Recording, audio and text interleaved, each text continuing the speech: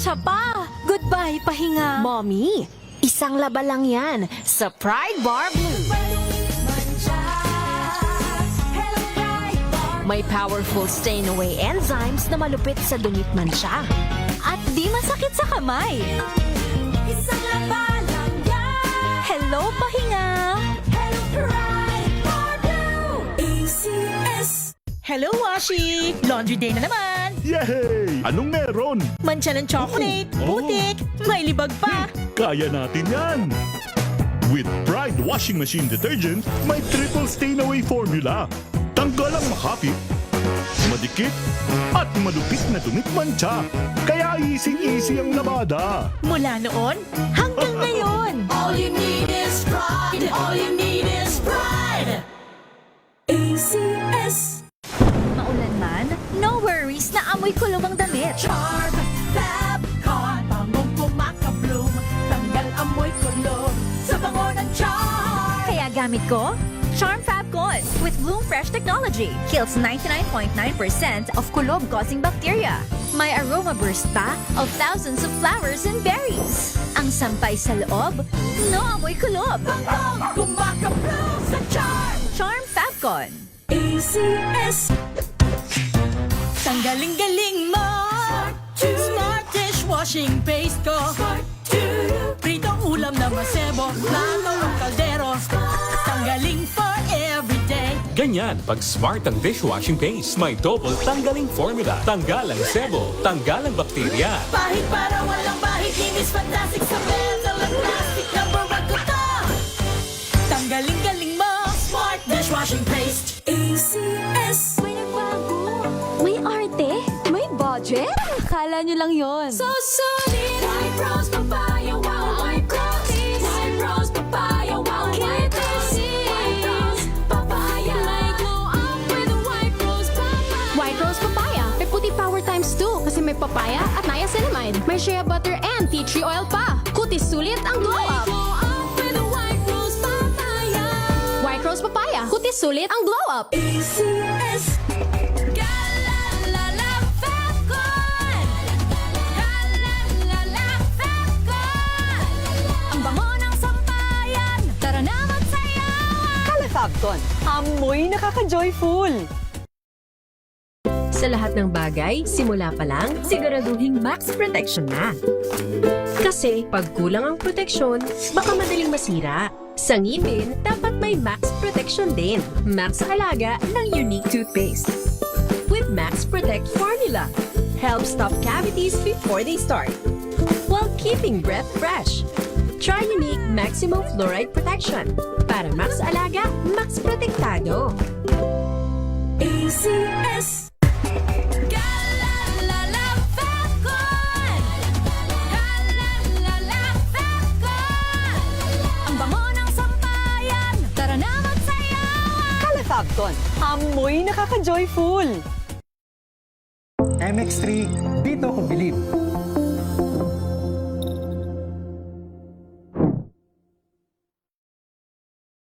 Mahalagang paalala, ang MX3 capsule ay hindi gamot at hindi dapat gamiting panggamot sa anumang uri ng sakit. Galalala Fabcon. Galalala Fabcon. Ang bango ng sampayan. Tara na magsayawan. Califabcon, amoy nakaka-joyful.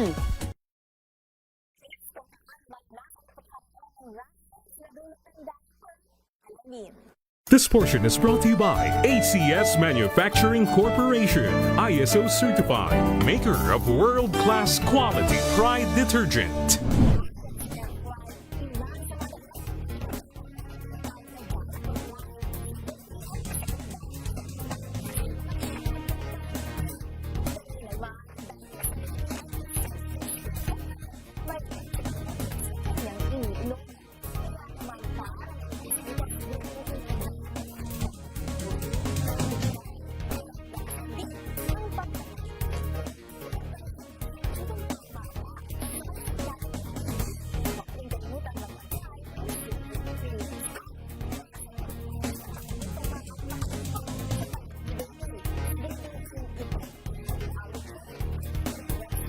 This portion is brought to you by ACS Manufacturing Corporation, ISO certified, maker of world-class quality Pride detergent.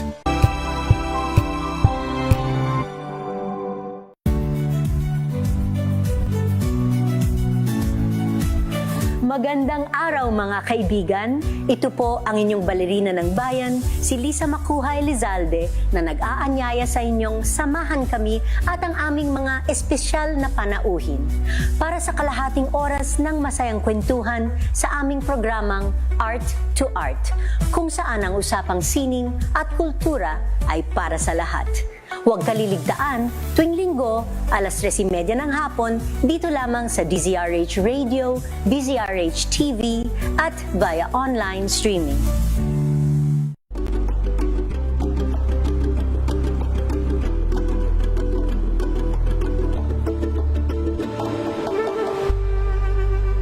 We've got you covered.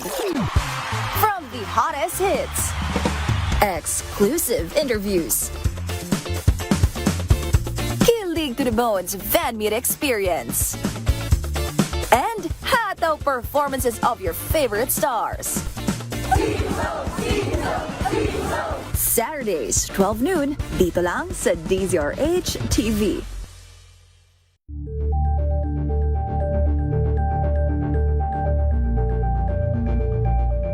Curious ka ba sa maraming bagay? Kami na ang bahala dyan.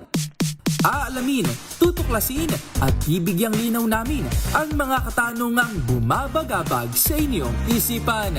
Sa programa kung saan ang bawat sagot ay galing lamang sa mga eksperto. Ang Expert's Opinion, tuwing linggo alas 3 ng hapon, dito lang sa DZRH TV.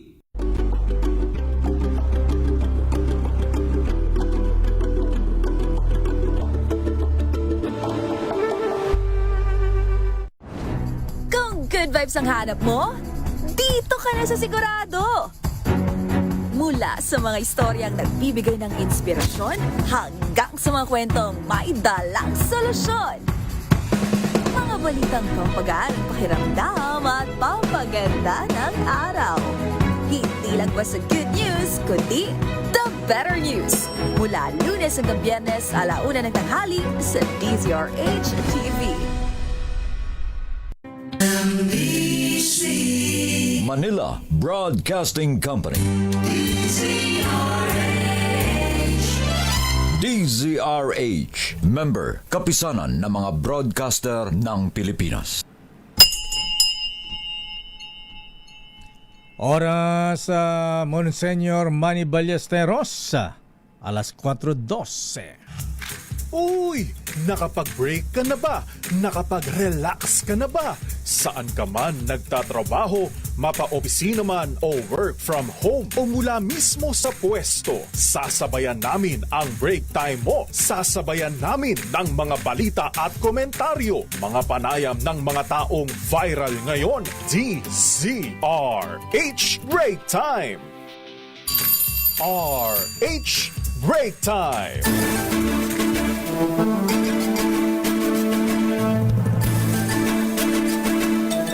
Magandang hapon, Pilipinas. Ako po si Deo Macalma. Ako naman po, Thea Petro Corpuz. At narito ang headlines ng ating mga balita ngayong araw ng Lunes. It's Swell Day. Yehey! 15 ng buwan ng Hunyo. Presyo ng petroleum products may dagdag bawas sa bukas. Aba diesel may rollback na hanggang 5 piso. Wow.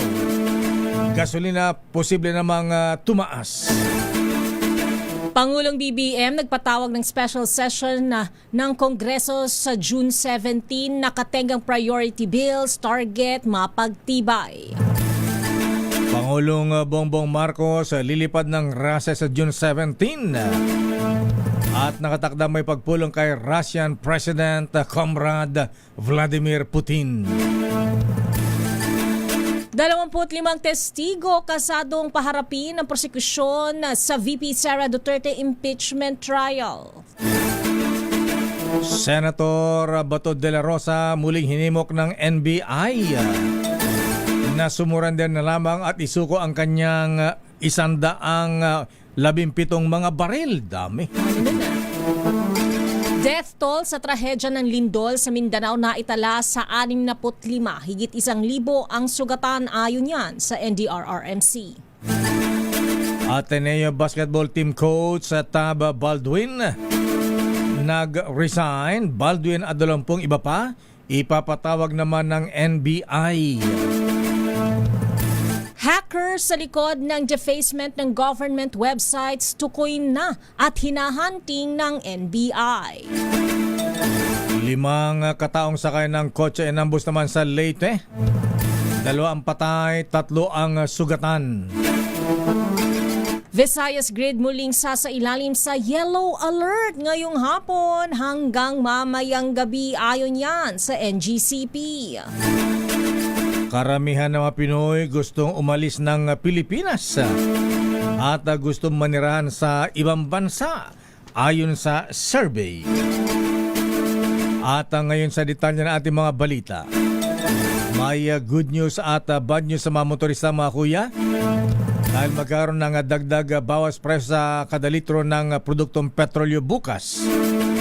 Ayon sa Department of Energy, may rollback na mahigit 3 pesos hanggang 5 pesos sa kada litro ng diesel. Habang 50 centavos hanggang 2 pesos and 50 centavos naman ang pwedeng i-rollback sa presyo ng kerosene. Pero may pagtaas naman sa presyo ng gasolina. At ito ay maaring tumaas ng hanggang 1 peso and 68 centavos kada litro. Ayon kay Energy Secretary Sharon Garin, posible pang bumaba ang presyo ng petroleum products sa masusunod na linggo kasunod ng peace deal sa pagitan ng Amerika at Iran. At batay sa latest report, dahil nga sa kasunduan ito ng Iran at Amerika sa kanilang peace agreement, abay bumabagsak na ang halaga ng krudo sa world market.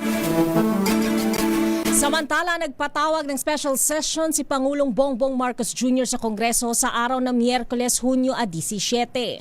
Layunin ng hakbang na maaksyonan ng mga priority legislation kahit naka-adjourn CND ang Kongreso. Ilan sa mga nais ng Presidente na ikonsidera ang pagpasa ay ang mga sumusunod: National Center for Geriatric Health, pag-amyenda sa Government Assistance to Students and Teachers in Private Education Act, at Assistance to Individuals in Crisis Situations Act o AICS, gayon din ang pag-amyenda sa Universal Access to Quality Tertiary Education Act at Anti-Political Dynasty Law. Sa ilalim ng Proclamation No. 1318, binanggit ng Pangulo na ang urgent needs o mahigpit na pangangailangan ng publiko ay dapat matugunan kahit ang Kongreso ay walang sesyon. Tinukoy ng Presidente ang sitwasyon sa mga naapektuhan ng malakas na lindol sa Mindanao noong nakalipas na Lunes, Hunyo 8. Nataon ang pagpapatawag ng special session sa harap ng patuloy na leadership crisis sa Senado. Binati ng happy birthday ni Pangulong Bongbong Marcos US President Donald Trump sa kanyang pagdiriwang ng ika-80 kaarawan ngayong araw, June 14 sa Amerika at June 15 naman sa Pilipinas. Batay sa mensahe ng Pangulong Marcos, hiling niya para sa Presidente ng Amerika ay magandang kalusugan, kasiyahan at patuloy na pagtatagumpay sa panunungkulan.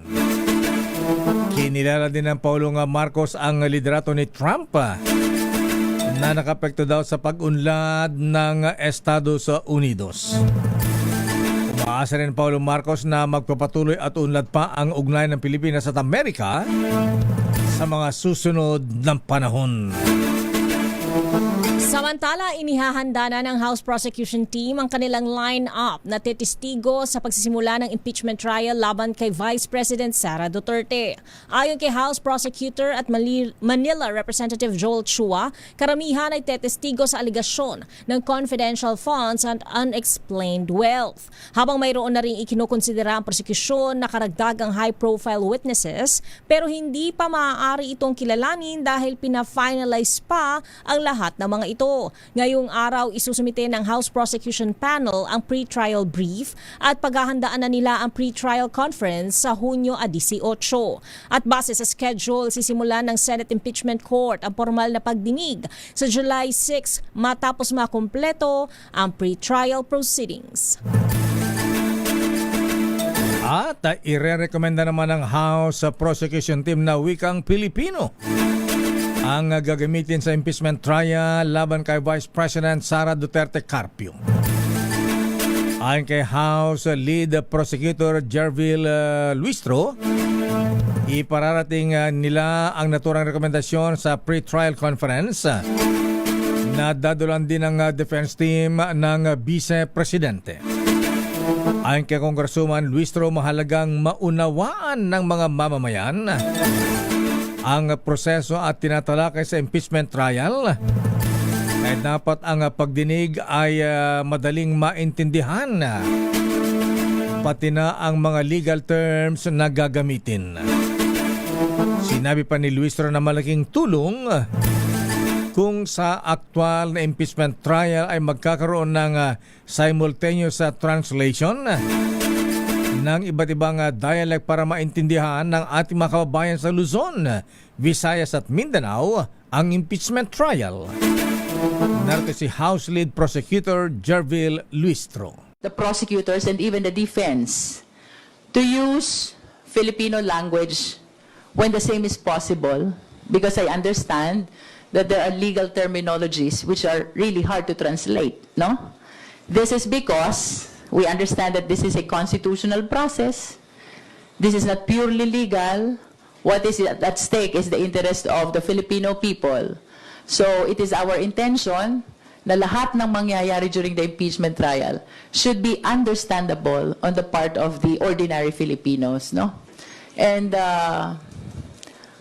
I wish to reach out as well through this opportunity to the mainstream media and even the social media.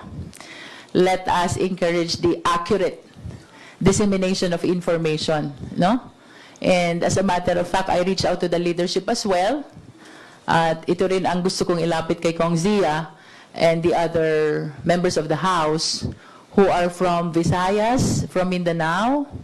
Let us come up with simultaneous translation of the trial which will be held starting on July 6.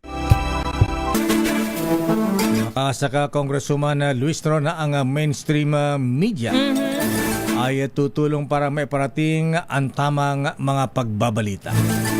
As we always do, Lakay. Samantala, wala pang plano ang National Capital Region Police Office na bawiin ang heightened alert sa labas ng Senado. Sa gitna ito ng kabi-kabilang kilos protesta at sinasabing security threat sa mataas na kapulungan.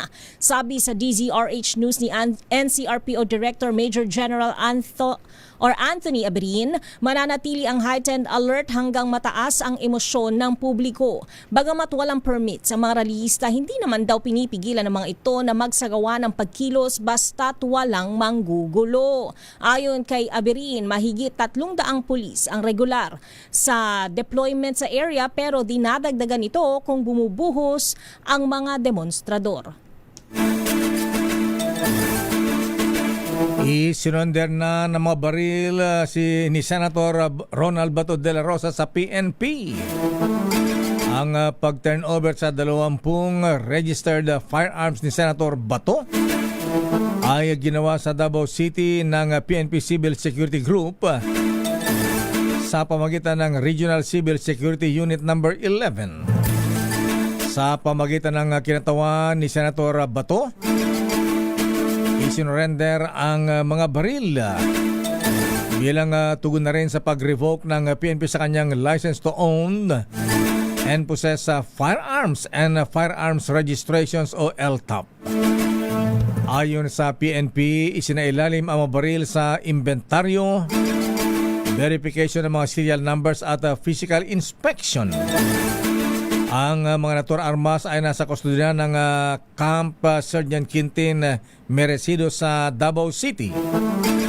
Batay sa nauna impormasyon, aabot sa 117 ang registered firearms na nakapangalan kay Senator Bato de la Rosa, na ngayon ay wanted ng International Criminal Court dahil sa kasong crimes against humanity. Samantala, hinimok ng National Bureau of Investigation si Senator Bato de la Rosa na isurrender ang lahat ng kanyang 117 baril kasabay ng kanyang pagsuko sa batas. Ito ang naging pahayag ni NBI Director Attorney Melvin Matibag matapos unang isuko ng kinatawan ng senador ang 20 nitong armas. Ayon kay Matibag, makikipag-ugnayan sila sa PNP-CIDG para busisiin kung anong mga uri ng baril ang isinuko at kung saan ang mga ito nagmula. Nang tanungin naman kung nasaan na ang ICC wanted senator, pabirong sinabi ng opisyal na nasa Earth pa rin si De La Rosa dahil araw-araw silang nakatatat ukol sa posibleng kinaroroonan niya. Narito ang bahagi ng panayam kay Matibag. 2 armas, hindi naman, pero sana yung 117 surrender na. Tama na rin si Senator Bato mag-surrender. Lagi naman may dito pumapasok sa amin everyday. Pag siya namin bago, yung mga dating lead namin, dapat lead na namin, napunta ko, chinek na negative na yun. But always, there's always a report every day. Just today, may papasok sa amin report. But of course, hindi naman namin pwedeng sabihin sa inyo kung nasaan kung saan yung sinabi sa amin report. But our intelligence network, our intel group is continue working on it. Thank you, sir.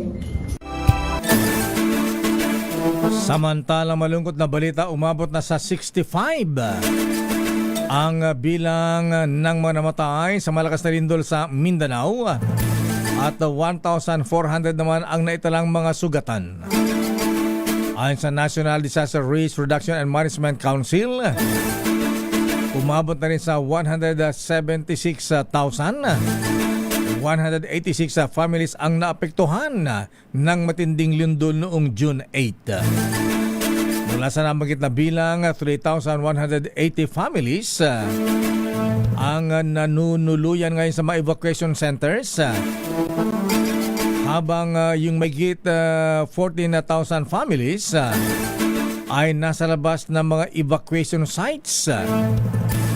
Samantala, 36 pa ang nai-report na missing, bagamat ang impormasyon ay isinasailalim pa sa validation. 14 na syudad at bayan ang isinailalim na sa state of calamity dahil sa matinding pinsala dulot ng 7.8 magnitude na lindol. Samantala, sa iba pang balita, pumalo na sa higit 6,000 aftershocks ang naitala ng PHIVOLCS kasunod ng lindol sa Sarangani noong nakaraang Lunes. Nasa 6,144 na aftershocks na ang naitala ng PHIVOLCS hanggang kaninang alas 11 ng umaga. Sa nasabing bilang, 1,473 sa mga ito ang na-locate o natukoy ang lokasyon, habang 78 ang naramdaman ng mga residente sa mga apektadong lugar. Ang magnitude ng mga aftershocks ay nagsisimula sa intensity 1.2 hanggang 6.4. Babalikan natin ang ilang pang detalye na ating mga balita. Ateneo Basketball Team Coach Tab Baldwin nag-resign na sa Ateneo at ipapatawag naman siya ng NBI kasama ang 20 iba pa. At 5 katausakan naman ng Coach Inambus sa Leyte, 2 patay, 3 ang sugatan. At Visayas Grid muling sasailalim sa yellow alert ngayong hapon hanggang mamayang gabi ayon sa NGCP. Standby din sa ating mga reports mula sa Malacanang, sa Senado at sa Kamara. Oras Teacher Bing Adalin, Doktora Isa Suntay, Doktora Beng Lee, Doktora Lynn Laureta. Alas 4:28. Ang oras na yan ay hatid sa inyo ng Wala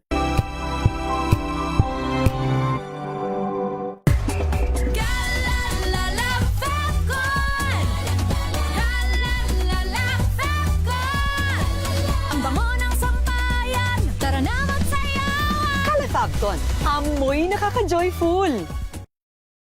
Sa puso ng kalikasan, natatangi ang prutas ng mangosteen. Ito ay nagtataglay ng antioxidant compounds na alpha, beta at gamma mangosteen. Ang MX3 capsule ay isang food supplement na gawa sa natural na mangosteen. Ito ay tested and proven to help avoid knee joint pain discomfort para iwas-iwas sa sakit with long-term supplementation 2 capsules daily. MX3 capsule, tunay, natural at original. Mahalagang paalala, ang MX3 capsule ay hindi gamot at hindi dapat gamitin panggamot sa anumang uri ng sakit.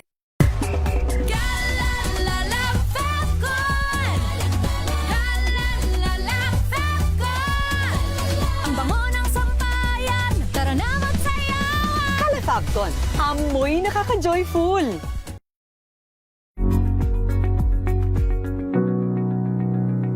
This portion is brought to you by ACS Manufacturing Corporation, ISO certified, maker of world-class quality Pride detergent.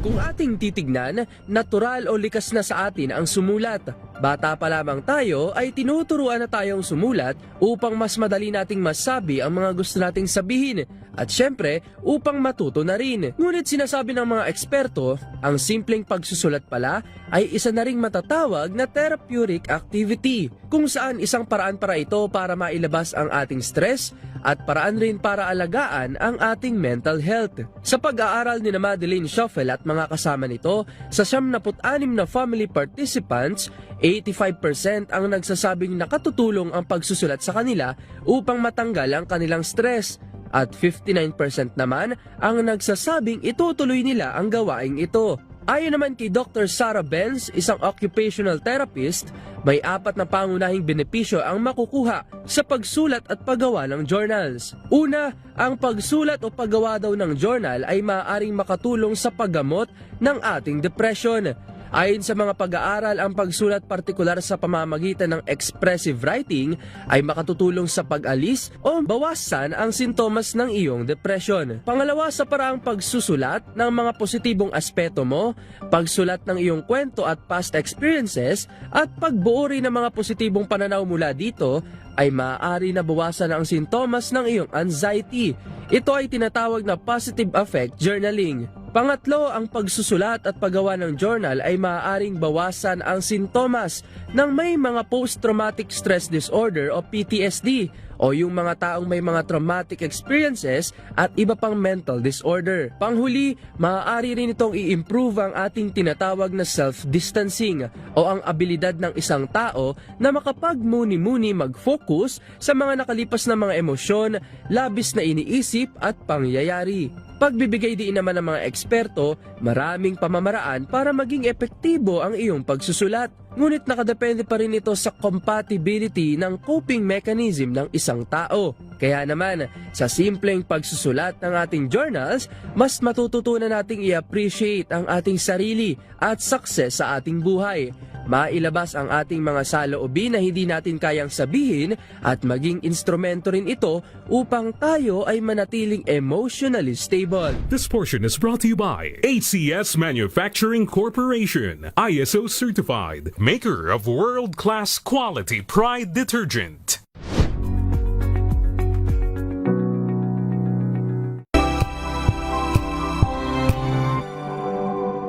Hello, Washi! Laundry day na naman! Yay! Anong meron? Mancha ng chocolate, putik, may libag pa! Kaya natin yan! With Pride Washing Machine Detergent, may triple stain-away formula. Tanggal ang makapit, madikit, at malupit na dumit-mancha. Kaya easy-easy ang labada. Mula noon hanggang ngayon! All you need is pride. All you need is pride. ACS. Maulan man, no worries na amoy kulubang damit. Charm, Fabcon,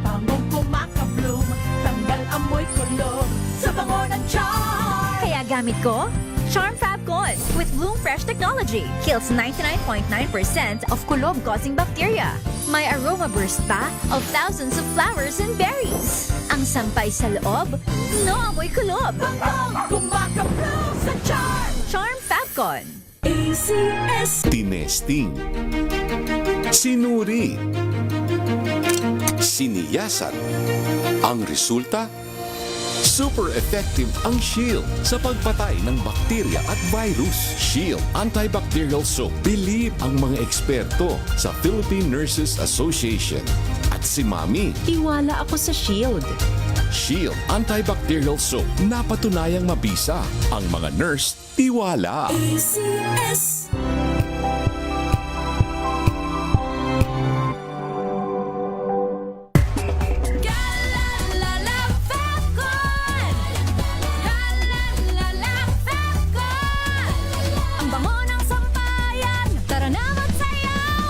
Fabcon, amoy nakaka-joyful.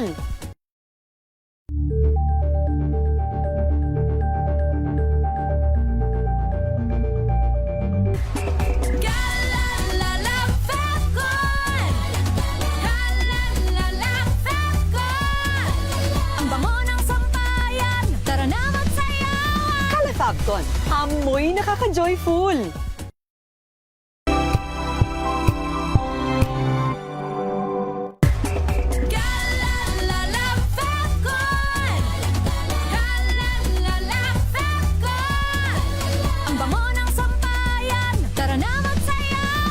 Fabcon, amoy nakaka-joyful.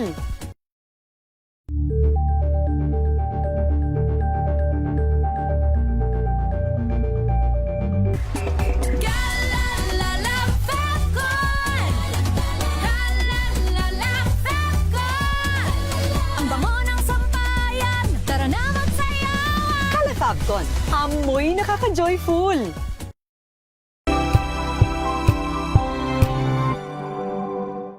Maagang balitaan, maagang usapan sa mga issue at balita. Kasama si Kuya Angelo Palmones sa Magandang Umaga Pilipinas. Mula Lunes hanggang Biyernes.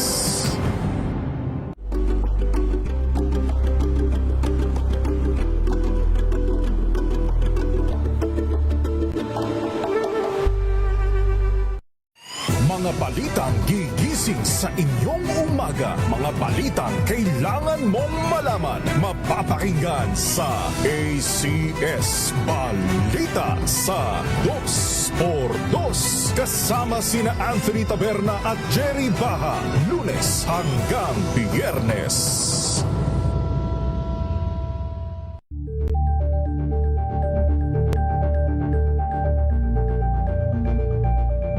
Alamin ang mga maiinit na isyung pambayan, mga balitang kailangan mong malaman, usapin sa pamahalaan, politika, ekonomiya at kabuhayan. Ito ang mga dapat mong malaman, pakialaman at pag-uusapan dahil kayo ang tinig ng mamamayan dito sa Damdaming Bayan.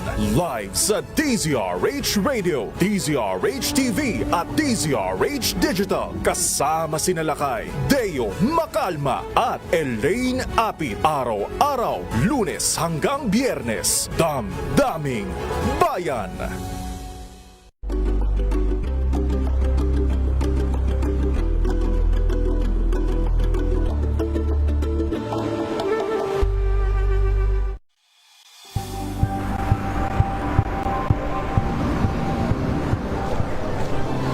Ating mga eksperto dito lang sa Expert Opinion. Ito ang The Better News. TNVS. Trending and isang kwento, iba't ibang anggulo. Dito sa Point. Bawat pananagutan ating tatalakayin dito sa Hoy. Bawal yan. Pilipino, dito lang sa DZRH. Match up on entertainment and lifestyle. Ito ang MBC TV Network News. Una sa Pilipinas, una sa Pilipino. Samahan niyo po ako hanggang 7:30 ng gabi. DZRH Usapang Liga. Magandang gabi Pilipinas, Metro and Mega Manila, nas extension sa DZRH at RHD. DZRH Simayan. At Kisses Hubson. Para sa DZRH, una sa Pilipinas. Una sa Pilipino. Tumunog na ang gandingan para sa kalikasan. Ang itinanghal bilang Best AM Radio Program Host ay si Cesar Chavez para sa special on Saturday ng DZRH.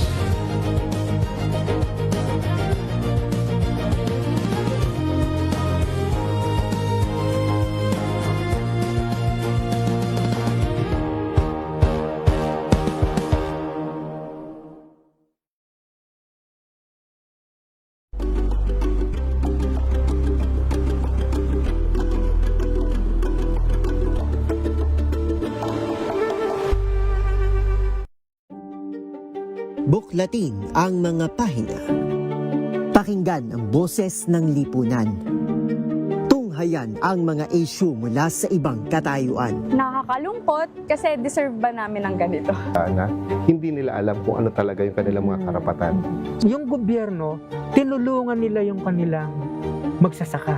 Pinapatahimik tayong lahat using various laws. Through education, kayang-kaya nating baguhin yung ganitong klaseng pag-iisip. Isang kwento, iba't ibang anggulo. Dito, sa Point of View.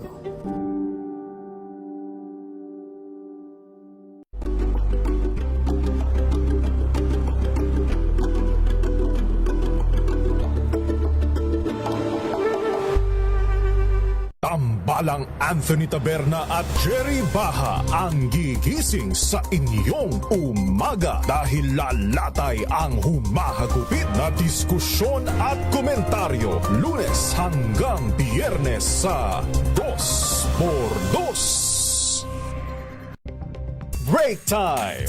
Oras, Kuyang Larry Francisco, Mistea, oras. Alas 4:40. Standby Raymond at Paz, standby Milky Rigunan, standby Leta Narciso. Alamin mo natin kung sino ang ating winner sa ating Kring Kring Panalo Promo. Kring Kring. Makinig maigi! Ito na ang chance mo na manalo ng instant 500 pesos kapag narinig mo na ang mahiwagang Kring Kring.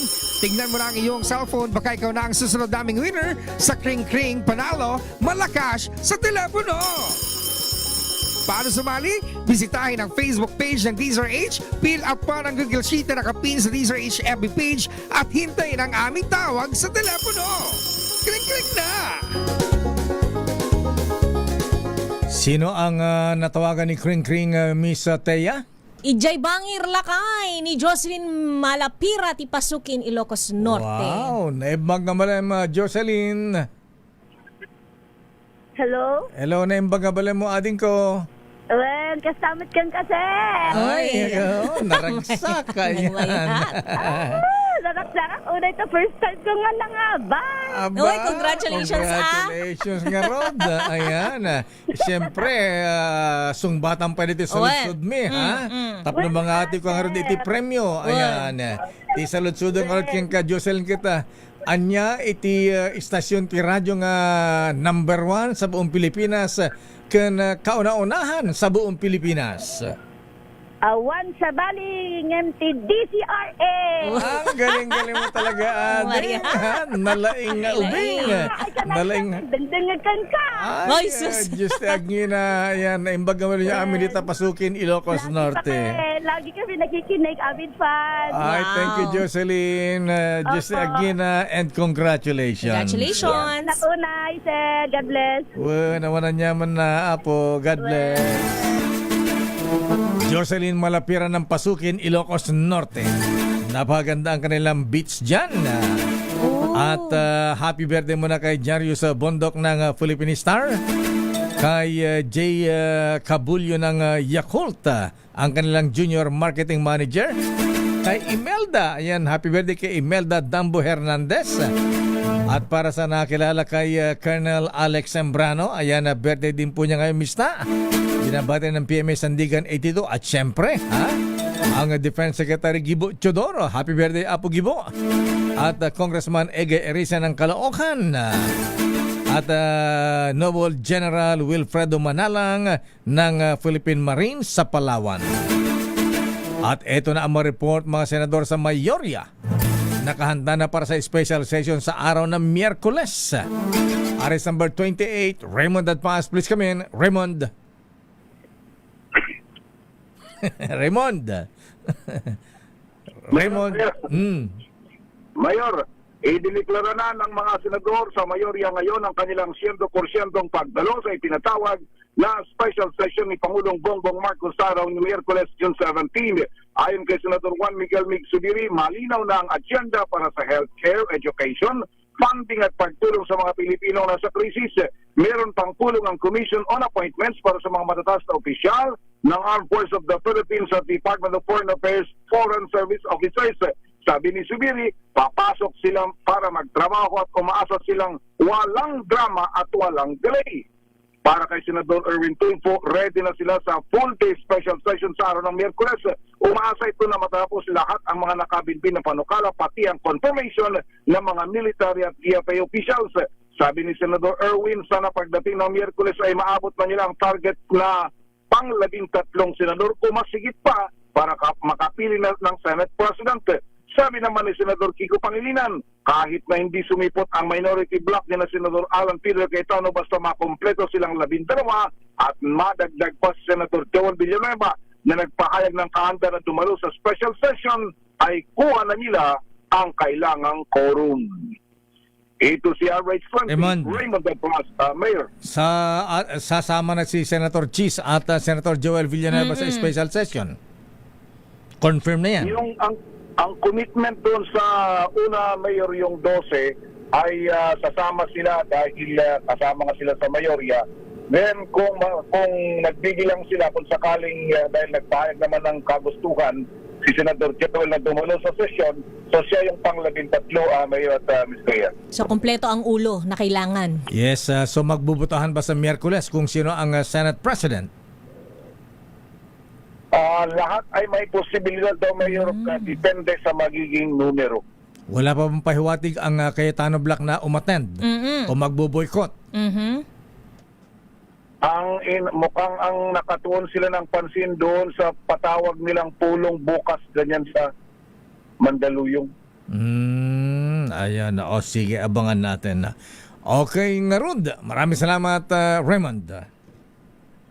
Ito si RH28, Raymond Adpas para sa DCRH, una sa Pilipinas, una sa Pilipino. Maraming salamat, Raymond Adpas mula sa Senado. Dumako tayo sa Kamara, Miss Thea. Issue ng Senate leadership inaasahang malulutas na sa ipatatawag na special session sa Miyerkules. I-detail mong balitang yan, RH12, Milky Reganan. Manang Milky! Lakay at Thea, suportado ng liderato ng Kamara ang ipatatawag na special session ni Pangulong Bongbong Marcos sa Miyerkules, July 17. Ang kay House Speaker Faustino D. III, suportado ng Kamara ang pagdaraos ng special session para bigyan daan ng mga pangunahing panukalang batas ng Malacanang na dapat matalakay at mapagtibay. Sa panig ni House Lead Prosecutor Jervil Luistro, umaasa ang buong prosecution team na bukod sa mga panukalang batas, mareresolba na ang usapin ng Senate presidency. Sabi ni Luistro, malinaw na sa pagsisimula ng impeachment trial, kinikilala ng prosecution team ang authority ni Acting Senate President Win Gatchalian. Nauna na rin kinilala ng kanyang liderato ni na Pangulong Bongbong Marcos at ni Speaker D. Narito si House Lead Prosecutor Jervil Luistro. Now with regards to the issue on leadership, this is just our opinion that sana they take advantage of that special session to address what needs to be addressed, to fix what needs to be fixed, no? And ultimately, to have a duly elected Senate President. So, mahalagang malutas ang issue ng Senate presidency habang papalapit na ang formal na pagsisimula ng impeachment trial sa darating na July 6. Ako si Milky Reganan, nagulat para sa DCRH, una sa Pilipinas, una sa Pilipino. Maraming salamat ng Milky Reganan. Samantala, Pangulong Bongbong Marcos nagbigay ng 20 million pesos na tulong sa Glan Sarangani na nilindol na binahapa. Arrest number 14, Let Narciso, please come in. Miss Let. Lakay ni Steya, binigyan ni Pangulong Ferdinand Marcos Jr. ng 20 milyong pisong Social Civic Project Fund siglan Sarangani Mayor Victor James Yap Sr. matapos mag-inspeksyon sa pinsala ng lindol sa lugar. At sa Presidential Communications Office, bahagi ito ng patuloy na pag-agapay ng pamahalaan sa mga apektadong komunidad. Nagdala rin si Pangulong Marcos ng Starlink unit para tubayan ng GLAN para mapalakas ang komunikasyon at mapabilis ang mga pagsisikap sa relief, recovery at rehabilitasyon. Kasabay nito ay namahagi ang DSWD ng 5,000 pisong tulong pinansyal sa higit 450 benepisyaryo sa ilalim ng Assistance to Individuals in Crisis Situation o AIC program. Sinaksihan din ng Pangulo ang pamamahagi ng family food packs at mainit na pagkain sa pamamagitan ng DSWD Mobile Kitchen. Gayun din ang distribusyon ng 350 charity timba mula sa PCSO. Sa kanyang pagbisita sa Sarangani, ininspeksyon ni Pangulong Marcos ang Sarangani Provincial Hospital, Sapo Bridge at Malapatan National High School. Ito si Let Narciso para sa DZRH. Una sa Pilipinas, una sa Pilipino. Maraming salamat, Let Narciso mula sa Malacanang. At mukhang may mga foreign aid din na dumating. Nakita natin yung Australian aid. Samantala, Lakay, anggulong hazing, isa sa mga tinitignan na dahilan sa pagkasawi ng 2 Ateneo players. I-detalye mo ang balitang yan. RH52, Edniel Parrosa. Edniel. Lakay at Mistea, hindi sinasantabi ng pambansang pulisya na may nangyaring hazing. Sa training ng Ateneo de Manila Blue Eagles ay kinasawi ng 2 nitong Manilarong sina Rene Baterbonia at Divine Adili. Ayon kay CIDG Director, Police Major General Robert Alexander Morico II, bukod sa kasong homicide ay kasama sa direksyon ng investigasyon kung sumobra ba ang physical activities o kung persaan ba ang pagtratong tinanggap ng mga player na may tuturing pa ring junior o mga neophyte sa kanilang larangan. Dagdag pa ni Morico sa punong balitaan dito sa Kamkrame, hindi pa pala enrolled ang 19 anyos na si Baterbonia nang sumabak siya sa naturang team building sa Dapocolaw, Aurora. Pakinggan natin si General Morico. Among the possible is the force, calisthenics, exposure to the weather, or any other brutal treatment or forced physical activity. Magunitang batay sa mga unang ulat, nakitaan pa ng pasa sa katawan ng mga labi ng biktima. Pero nabalabas sa autopsy report na asphyxia dahil sa pagkalunod ang kanilang ikinamatay. Sabi ni General Morico, aalamin nila sa mga ipinasabti ng coaching staff members at players kung saan nanggaling ang naturang mga pasa. Una nang inulat ng Aurora Police na walang foul play sa insidente. Ngunit, sinibak din kamakailan ng PNP ang provincial director na nagsabi nito sa media. Sabi ng CIDG, maaaring malaman sa panuntunan ng Philippine Sports Commission kung pasok pa sa hazing ang aktibidad ng Blue Eagles Basketball na napag-alamang pinondohan pa pala at pinatatakbo ng Smart Communications Foundation. Ako si Edniel Parrosa, DZRH. Una sa Pilipinas, una sa Pilipino. Maraming salamat, Edniel Parrosa. Oras, Kong Sec Dong Mendoza, alas 4:51. Samantala mga senador nadadalo sa hearing ng hindi lehitimong Senate Blue Ribbon Panel Committee. Maaring kasuhan. Sino may sabi niyan? Ang detalye mula kay RS15, Giselle Ricafort. Giselle. Lakay, maaaring maharap sa kaso yung mga senador at iba pang dumalo sa flood control hearing ng hindi lehitimong Senate Blue Ribbon Committee. Ayon kay NBI Director Attorney Melvin Matibag, hindi protektado ang mga ito ng parliamentary immunity kaya maaari silang kasuhan ng perjury, libel o di kaya ay defamation. Kung hindi anya kinikilalang legal ang Blue Ribbon Panel na nagsagawa ng pagdinig malinaw na nagkaroon doon ng usurpation of authority. Pakinggan natin si NBI Director Attorney Melvin Matibag. The possibility is kung they are not recognized as the legal Blue Ribbon Committee, of course there's usurpation of power and functions. And also, sabi ko doon, kung hindi legitimate na Blue Ribbon Committee, they are not covered with parliamentary immunity. So ano mo pwedeng ikaso sa kanila, may kakaso sa kanila, pwede silang kasuhan ng perjury, pwede kasuhan ng libel or defamation. Because during the committee hearing, ang statement ng mga senators, they are protected with the privilege ng parliamentary immunity kasi the performance yun. But since if it's not the legitimate Blue Ribbon Committee, then anything na criminal in nature na sinabi at ginawa, that is subject to prosecution or cases na pwede nila papalagutan.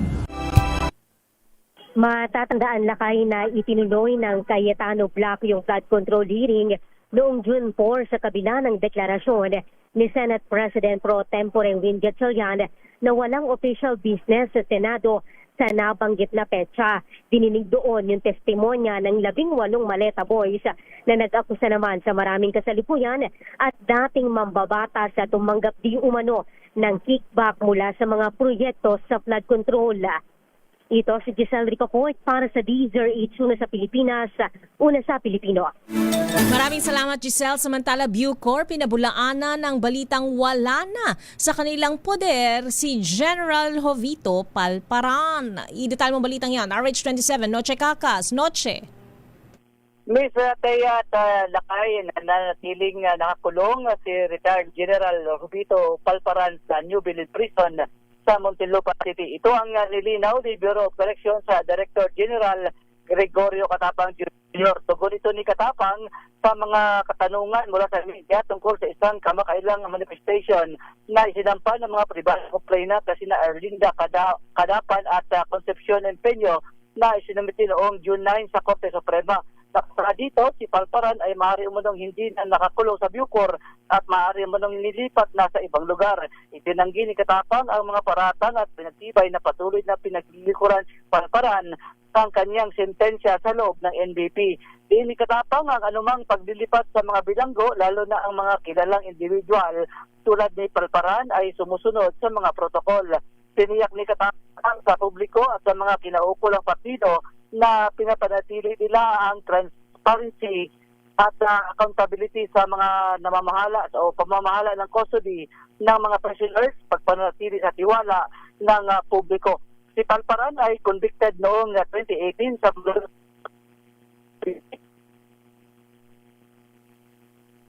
Nyari.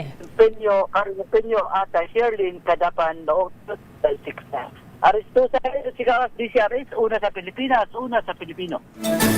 Para walang pagdududa, Noche, ayan, ipakita ni General Katapang si General Palparan. Bisitahin, Lakay, yes, diba? Samantala, nagpahagi ng pagkabahala ang mga opisyal at miyembro ng AGAFO, Association of General and Flag Officers Organization. Ayon sa grupo ng AGFO, sila ay nababahala sa paglalagay ng China ng floating platform sa lagoon ng Bao de Masinloc sa may Zambales. Ayon sa grupo ng mga generals, ito ay tahasang paglabag sa soberenya ng Pilipinas. Dahil dito ay nanawagan sila sa China na alisin ang nasabing floating platform. At sila ay nagpahayag din ng suporta sa pamahalaan at sa Department of Foreign Affairs kaugnay sa paghaharap naman ng diplomatic protest. Sila ay naniwala din sa diplomatic measures para malutas ang nasabing usapin sa issue ng West Philippine Sea. At nanawagan din ang AGFO sa Armed Forces, Philippine Coast Guard at Bureau of Fisheries and Aquatic Resources na maging vigilant sa pagbabantay sa West Philippine Sea. Ang nasabing statement ng Association of Flag Officers in Command, AGFO, ay pirmado ng kanilang President Chairman na si retired General Herman Doria. Babalikan natin ang pang mga reports. Standby sa ating balitang showbiz at balita mula sa Middle East. Oras, Miss Thea. Ganap ng alas 4:57 ng hapon.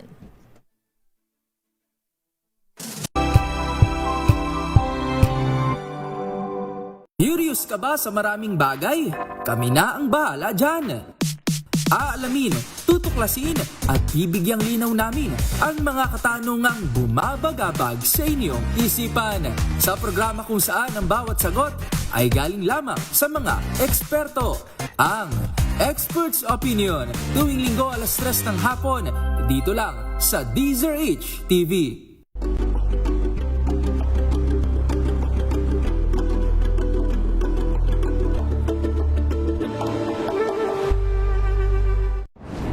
Kung good vibes ang hanap mo, dito ka na sa sigurado.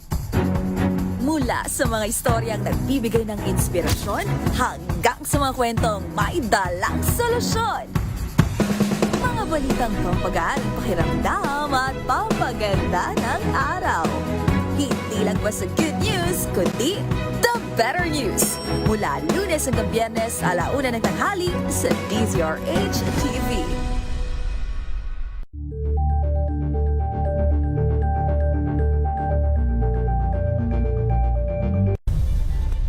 Nagsimula sa pangarap hanggang sa maabot ang tagumpay.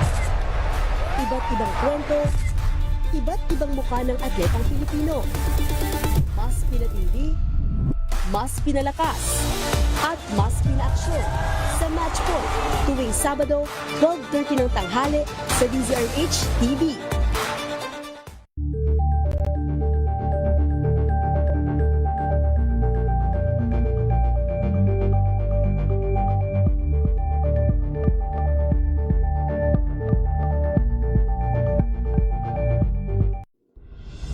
Tuloy-tuloy ang pagtulong, tuloy-tuloy ang pagseserbisyo, at tuloy-tuloy ang balitaan kasama si May Binauhan sa Operation Tulong mula Lunes hanggang Biyernes.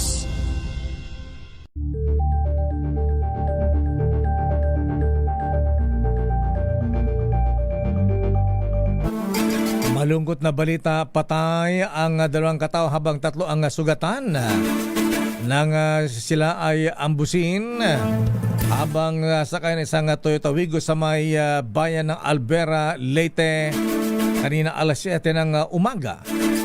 Ayon sa report ng Leyte Police Provincial Office, patungo sa poblasyon na Albera ng pagbabarilin ang mga biktima na tinamaan sa ulo at leeg. Agad namatay ang 2 sakay ng kotse at naisugod naman sa ospital ang 3 iba pa na nagpapagaling ngayon sa Ormoc District Hospital. Hindi pa binanggit ang pangalan ng mga biktima. Nanawagan naman ang lokal na pulisya sa publiko na agad makipag-ugnayan at magbigyan ng mga impormasyon para sa agarang pagkakalutas ng nasabing krimen. At balita mula sa Middle East, Miss Thea. Amerika at Iran nagkasundong tatapusin ang gyera. Peace deal lalagdaan sa Hunyo 19 sa Geneva. Idetalye mo balitang yan, James Galange. Tapos ng halos 5 buwang alitan, nagkasundo ng Amerika at Iran sa isang kasunduan na siyang makatutulong sa pagpapanumbalik ng kalakalan at katatagan sa gitnang silangan. Kabilang dito ang muling pagbubukas ng Strait of Hormuz at ang pagtigil ng naval blockade ng US sa mga Iranian port. Kung matatandaan, tumagal ng ilang buwan na naging pag-uusap ng dalawa na nauwi sa kabi-kabilang pag-atake sa mga oil facility. Gayon din na madamay ang ilang bansa sa Middle East, gaya ng Lebanon at Saudi Arabia. Pero bagaman wala pang official release ng napagkasundong peace deal, ilan sa mga iniulat ng Iran ay ang pansamantalang pagpapaliban ng mga US at UN sanctions laban sa kanila at payagang makapagbenta ng krudo. Base pa sa inilabas sa draft memorandum, pumayag ang Amerika na ilabas ang humigit kumulang $25 bilyong na halaga ng frozen funds at assets ng Iran. Kasama rin sa mga kasulukuyang negosasyon ang pangako ng Estados Unidos at Iran na hindi sila gagawa o magpapaunlad ng anumang nuclear weapon. Kung saan nakatakda pang talakay ng 2 panig ang kabuoang detalye ng kanilang nuclear agreement sa loob ng 60 araw o 2 buwan matapos ang paglagda sa kasunduan. Habang nagpapatuloy ang mga pag-uusap, nangako rin ng Estados Unidos na hindi muna sila magpapato ng anumang panibagong sanctions laban sa Iran hanggat di naabot ang panibagong peace deal. Samantala, isa pa sa naging agarang epekto ng kasunduang ito ay ang biglang pagbaba ng presyo ng krudo sa world market.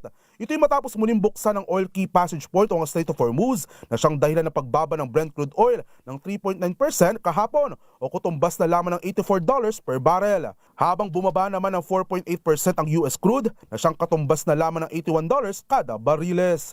Kung matatandaan, agad ding bumaba ang presyo ng krudo matapos magkaroon ng pansamantalang peace deal ang US at Iran noong Marso. Inaasahan naman ng US oil experts na kung sakaling magtuloy ang kasunduan sa pagitan ng dalawang bansa, may tsansa pang maibalik ang presyo ng krudo sa below $70 per barrel o presyong bago pa magsimula ang digmaan. Samantala, sa isang social media post nitong umaga ni Pakistani Prime Minister Shahbaz Sharif, nakatakdang idaos ang official signing ceremony ngayong Biyernes sa Switzerland. Ito si James Galanga ng DZRH TV. Una sa Pilipinas, una sa Pilipino.